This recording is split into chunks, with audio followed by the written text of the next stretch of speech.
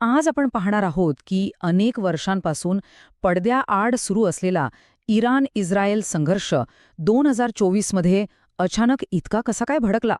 चला, या संपूर्ण प्रकरणात आपण खोलवर जाऊया. म्हणजे इतकी दशकं जो संघर्ष छुप्या पद्धतीने चालला होता तो अचानक थेट लष्करी हल्ल्यांपर्यंत कसा पोचला, नेमकं काय बदललं, याच मोठ्या प्रश्नाचं उत्तर आपल्याला या विवेचनात शोधायचंय. 2024 मध्ये नेमकं काय झालं हे समजून घ्यायचं असेल तर आपल्याला थोडे इतिहासात डोकावून पाहावं लागेल. या संघर्षाची मुळं आहेत 1979च्या इराणी क्रांतीमध्ये, जिथून या छुप्या युद्धाला सुरुवात झाली होती. मग या संघर्षाचे जुने नियम काय होते? त्याला म्हणतात प्रॉक्सी वॉर. सोप्या भाषेत सांगायचं तर एकमेकांना थेट भिडायचं नाही, तर तिसऱ्या गटांचा वापर करून एकमेकांना शह द्यायचा. लेबनॉनमधील हिजबुल्ला किंवा सिरियातील काही गट यांच्या मार्फतच हे युद्ध अनेक वर्ष खेळलं गेलं. पण 2024 मध्ये हे सगळे नियम मोडले गेले. आणि जेव्हा संघर्ष उघड झाला तेव्हा मैदानात कोण कोण होतं? एका बाजूला होता इस्रायल आणि त्याचे पाश्चात्य समर्थक जसे की अमेरिका, ब्रिटन आणि फ्रान्स. तर दुसऱ्या बाजूला होता इराण आणि त्याचे समर्थक, ज्यांना ॲक्सिस ऑफ रेझिस्टन्स म्हटलं जातं. यातूनच या संघर्षाची दोन स्पष्ट टोकं आपल्याला दिसतात. आणि मग एप्रिल 2024 मध्ये एक अशी घटना घडली ज्याने या छुप्या युद्धाचे सगळे नियमच बदलून टाकले आणि एका नव्या धोकादायक पर्वाला सुरुवात झाली. या वाढत्या तणावाची सुरुवात झाली एका मोठ्या आणि अत्यंत धाडसी हल्ल्याने. हा हल्ला म्हणजे फक्त एक घटना नव्हती, तर ती एका मोठ्या संघर्षाची ठिणगी होती. हे बघा, हे एक प्रकारचं चक्र होतं. कृती आणि त्यावरची प्रतिक्रिया.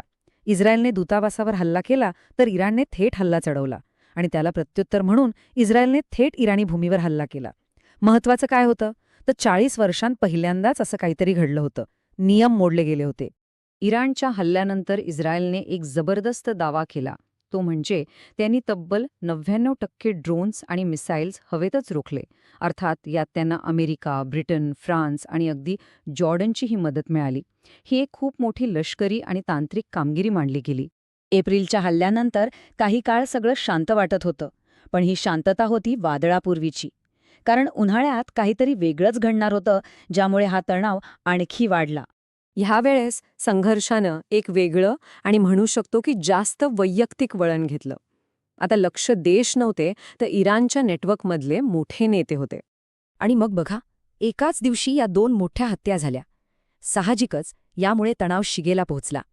इराण आणि हिजबुल्लाहने बदला घेण्याची शपथ घेतली आणि सगळ्यांना कळून चुकलं की आता काहीतरी मोठं होणार आहे.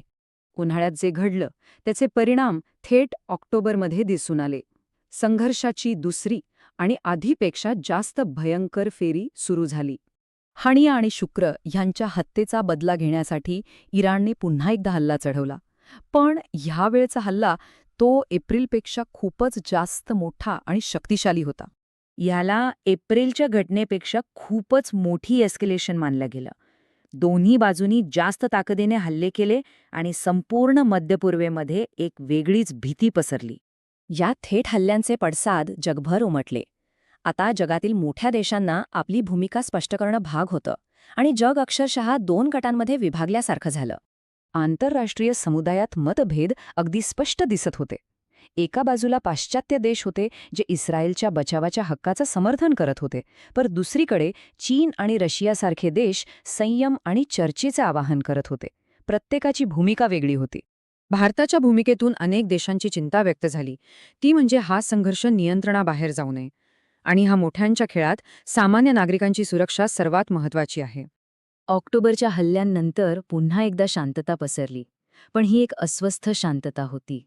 परिस्थिती इतकी नाजूक होती की एका ठिणगीने पुन्हा वणवा पेटू शकला असता.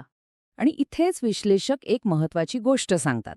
त्यांच्या मते 2024 मध्ये जे काही झालं तो या संघर्षाचा शेवट नव्हता. उलट ती भविष्यातल्या एका मोठ्या आणि विनाशकारी युद्धाची नांदी होती, एक सुरुवात होती.